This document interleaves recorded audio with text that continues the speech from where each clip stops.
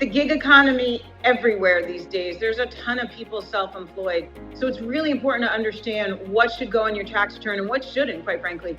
Lisa Green Lewis, TurboTax expert and CPA, is here with us right now. So I think the first thing people have to realize when they become self-employed is that Schedule C becomes their new best friend, isn't it? Yes, it is your best friend, and you can take a lot of deductions on there. Right. And so some of the things to start to think about are the retirement contributions. Just because you're self-employed doesn't mean you shouldn't save for retirement. If you have a self-employed IRA or a SEP IRA, you can still make some contributions to that, can't you?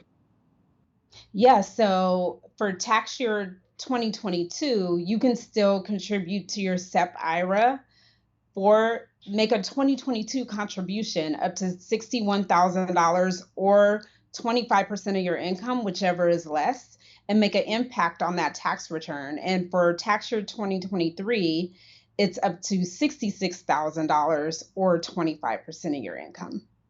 And you have until the date of the extension, right? If you choose to extend Right. your tax return, you still can make that contribution, correct? Yes, that is the difference between a SEP IRA and a regular IRA. So, self-employed, they have that advantage of being able to contribute that up until the extension deadline, and also a lot more money that they can contribute and make an impact on their taxes. Yeah, 100%. So people should be aware of that. The other thing that self-employed people have is a home office. The problem, of course, with the home office is the rules are a little murky, right? The home office, my desk is sitting in the middle of my living room. That doesn't count as a home office, does it? Right. It has to be a dedicated space for your business. It can't be like, your kitchen table where everybody eats. It has to be a dedicated space, but it can be a nice deduction if you have a dedicated space. It's based on the percentage of use in your home, and you're able to take that percentage times your home expenses, like your mortgage interest or your rent, property taxes, utilities. So you definitely want to keep that in mind. Yeah, I think the home office is an amazing deduction, but people also should be aware that if you do work for a business and they supply an office for you in a building somewhere, you don't get the home office deduction. So just be aware of that. The other thing people forget about too is gas mileage, right? If you have to drive somewhere as a self-employed person, you could deduct some money.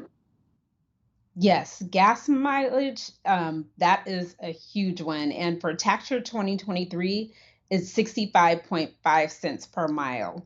Or you can choose to use the actual cost method. And so with that method, it's based on your business use, and the percentage of business use is multiplied by your actual expenses, like your lease payments, your repairs, like for tires or anything like that. Yeah, so it's worth running it both ways. You had brought up a great point about buying equipment. If I'm thinking about doing that, I probably should get on it, right? Yes, if you need any equipment for your business, you might want to consider buying that by the end of the year, because anything directly related to your business, so computer equipment, video equipment, anything like that, you would be able to deduct if it's directly related. It seems like there's a lot of different rules for self-employed people. Lisa, what's the best way for them to tackle this?